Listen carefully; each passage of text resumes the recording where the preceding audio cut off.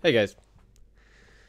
So, these are the cards from One Night in Karazhan that I will definitely not be missing. Starting off with Nether's by Historian. Historian? I'm honestly just sick and tired of dragon decks. I don't know. Especially Priest.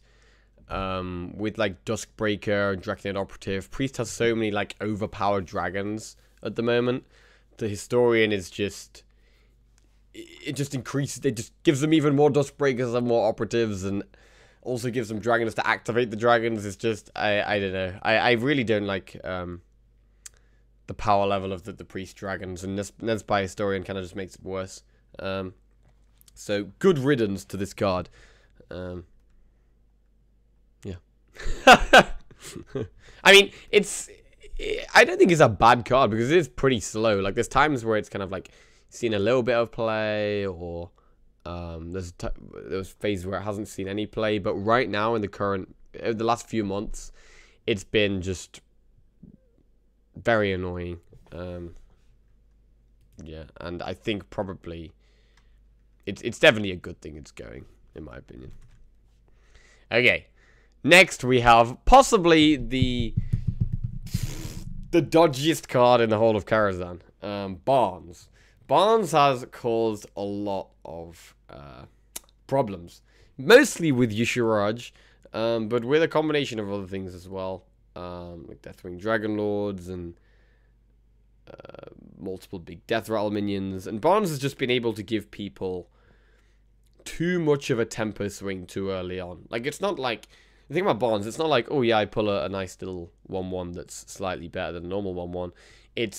It can be, okay, if I get Yusharaj, I just win the game. Or on turn 4, or even turn 3 if you have coin, you can get a 3-4 and a 1-1 and a 10-10. Just for 4 mana, which is completely ridiculous. And a lot of the time just wins people the game on the spot. And it's basically just, oh, did I draw Barnes on 4 or not? And yeah, this card is... There's some pretty fun things you could do. Like, there's a time when it was used in Miracle Rogue, and you'd get quirky little things like sometimes you get an Auctioneer, which would be like a 4-mana Auctioneer, which is pretty cool, or like a Thalnos, which is card draw and spell damage. But it's just overall just been way too ridiculous and decided too many games on its own. And I will be glad, very, very... I think a lot of people are going to be very glad to see Barnes go. Good riddance, Barnes. Okay, next we have Spirit Claws. Spirit Claws hasn't seen play in a while because it obviously got nerfed. It used to be 1 mana, now it's 2. But it's on this list because when it was 1 mana, it was absolutely ridiculous. Like, it was stupid how strong this was at 1 mana, and it was like it for a while, and it was just a horrible card to play against. If your opponent had Spirit Claws and it was like an aggro mirror, it would just be so easy for them to dominate the board in the early game, especially combined with the other shaman cards they had at the time, Ton of Trogs and Totem Golems. It was just way too ridiculous, especially when you have like Azure Drake as well. You have Thalnos. You end up just playing these good spell damage minions that, when combined with Spirit Claws, just become extremely overpowered. So yeah, get out of here, Spirit Claws. And another one is Maelstrom Paul, another shaman card. Came out in the same expansion. Can you believe Spirit Claws and Maelstrom Paul came up in the same expansion? This was like when the phase of the game where mid-range shaman was like completely dominant. And obviously that was like a while back now. But there was a while where mid-range shaman was comfortably the best deck in the game, and nothing really counted it that much except like Freeze Mage. But yeah, Maelstrom Paul I think was another card which, when it was just too strong, really. Like, the fact that you're getting a 1 damage AoE, plus getting a 1-drop, and the 1-drop could even be another Tunnel Trog. It could be anything. Obviously, it's very meta-dependent. Like, if the meta is very aggressive, Maelstrom's really good. If there's lots of, like, low-health minions, Maelstrom's really good. But in a control meta or a slower meta, Maelstrom Paul isn't so good. But generally, the meta has been very aggressive for a lot of Hearthstone's history. So Maelstrom has been a big part of Shaman for quite a while now. And seeing it go will please me greatly. The next cards I'm going to be talking about are cards that from Karazhan which I wish had seen more play. Okay, let's go. Arcane Anomaly. Now, this has been a really interesting one drop. Like, the fact that it can just... It has kind of unlimited potential for how much health it can get. When it initially came out, I thought it'd be really cool in, like, token-based decks. I played it in Egg Druid a little bit, actually. And, like, spell-based... Like, Druid decks had a lot of early game spell buffs. More recently, I've actually played this quite a lot in Miracle Rogue. It's pretty nice because of the amount of cheap spells that Miracle Rogue have, with like Backstab and Prep and Counterfeit Coin, etc. Plus, it's 1 mana, so you can use it to activate combos. So it's actually been really nice in Miracle Rogue. But I would have liked to see it more play in... I would have liked it to have maybe seen more play in things like Paladins, like some kind of buff Paladin, like Quest-type Paladin, that type of thing. Yeah, this is one I'll be a bit disappointed to see go. It's really a one drop that I probably thought would have seen more play than it did because it's fairly easy to buff its health. But it's the fact that if you're playing it on... I think one of the things that's made this card not see that much play is it's a 1 mana 2/1, and basically a 2/1 for 1 mana has been really weak in the meta for a long time, purely because of patches. You play a 1 mana 2/1, the opponent plays a pirate, they kill your 2/1 with their patches and still have their other pirate. So, yeah, I think that patches is one of the main reasons that this hasn't seen much play. Combined with things like Spirit Claws and Maelstrom Paul that are just really good early game things against low health minions. Kindly Grandmother. I feel like Kindly Grandmother maybe should have seen more play. It has similarities to Haunted Creeper, which was always a really, really... like one of the strongest 2-drops in the game. Obviously, it was neutral, so you can play it in any class. But Kindly Grandmother is very similar, and the Death Rattle minion, the 3/2, is actually a beast, whereas the 1/1s from Haunted Creeper weren't beasts. So it does have more synergy with a lot of the other Hunter cards, like Hyena and Handmaster, etc. But it is kind of slow. It's like, if you're playing a Face Hunter type deck, do you really want to play this card? It's only a 2 mana 1/1. It's sticky, yes, but it's very slow, and it's not pushing much damage. So in a really aggressive Hunter deck, this doesn't really fit in.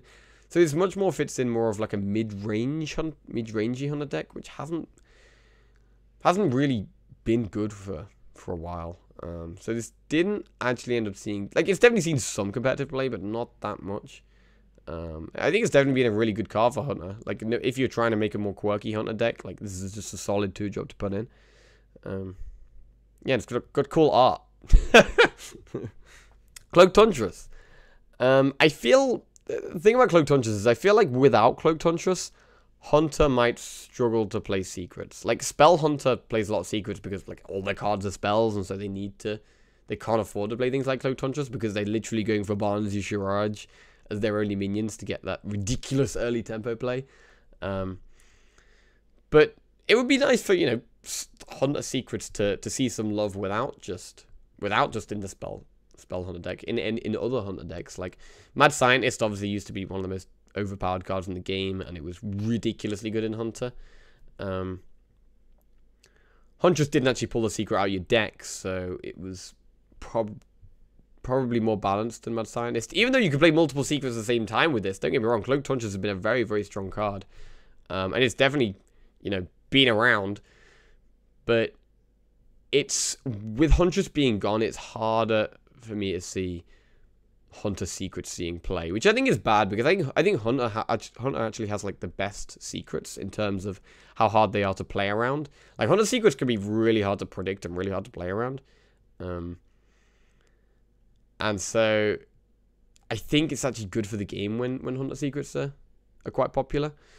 But Huntress rotating out suggests to me that they might not be that popular. Like, we will probably see some secrets somewhere, don't get me wrong, but yeah, I hope it's not just in a full spell Hunter deck. I hope we can fit secrets in somewhere else as well. Onyx Bishop. Now, this is a card that has seen pretty much no competitive play at all. It's actually got a really cool effect. In terms of tempo, you can get... like, I did play this in a kind of tempo-y piece, where I was playing like Injured Blade Masters, and you try and get Injured Blade Master out early on, and it would die, and then you play Onyx Bishop, and you get the Onyx Bishop body plus the 4/7 Injured Blade Master body. But there's not been many ways that Onyx Bishop has seen play, which is a bit of a shame because it just seems like a really good card to me, to be honest. I mean, one of the main things is that Priest doesn't have that many good early game minions, so if you're playing this on turn 5, it's unlikely you're going to have had something powerful die. You're never going to be playing this in Big Priest because you don't want to get this from Shadow Essence, you don't want to pull it from Barnes, etc. So it's actually been harder to find a deck where you're having lots of minions that you want to pull back from Onyx Bishop.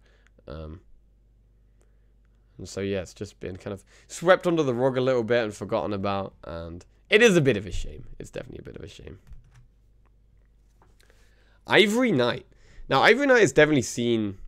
Ivory Knight's been around. In fact, it was really cool when Anything Can Happen Paladin was... Which is one of my all-time favorite decks, by the way. I love Anything Can Happen Paladin. But this allowed you to get a third Anything Can Happen sometimes.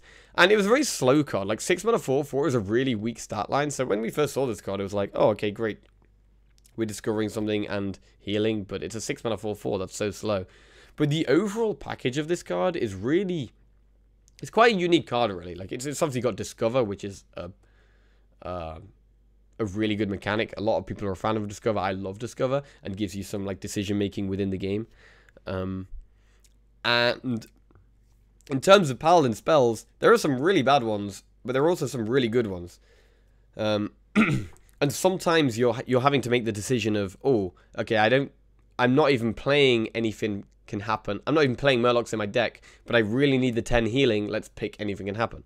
Or, for example, the kind of decision making on this card is really nice. It's not just, you're not just picking the 3 out of the cards which fits your situation, but you also need to take into account the healing. And so in some situations, picking the best card might not be as good as picking more healing. So I hope they design more cards like this, because I think this has been probably one of the best designed cards in all of Hearthstone. It's a really sweet card, and it'll be missed. It'll be missed. I'm a big fan of Control Paladin. And yeah, the overall, it's just everything combined together this card brings is really nice. Okay, next we have Fallbane. Now, personally, I've never been much of a Control Warrior player, which is partly why I personally have not played this card that much. But it's a very interesting card because you can remove so much with it, but in the process of that, you're going to be taking so much damage. So there's a high risk factor with this card. Obviously, it could be combined with the 3 mana 4/3 that stops you taking damage on your turn. Violet Illusionist, I want to say it was called. I think it was called Violet Illusionist. But anyway, yeah, so this saw a little bit of playing like some Fatigue Warrior style decks for a while. But it's quite a unique card. I do like what they did with this card. I feel like a lot of the cards that I'm talking about that I wish had seen more play, I think are cards that have been well designed, but then haven't quite fit into the meta or haven't been quite good enough to see lots of play. But this was definitely an interesting one that, yeah, that I hope they do more things like. Yeah. That is the end of my talk about Karazhan. I hope you guys have enjoyed it. And Karazhan, well, I'm actually not going to miss Karazhan very much. Mostly because of things like Barnes. There are the odd cards that I'll definitely miss. But in general, I just can't wait to see Barnes go. That's it, really. Just get out of here, Barnes. Alright. Thanks, guys, and I'll catch you in the next video.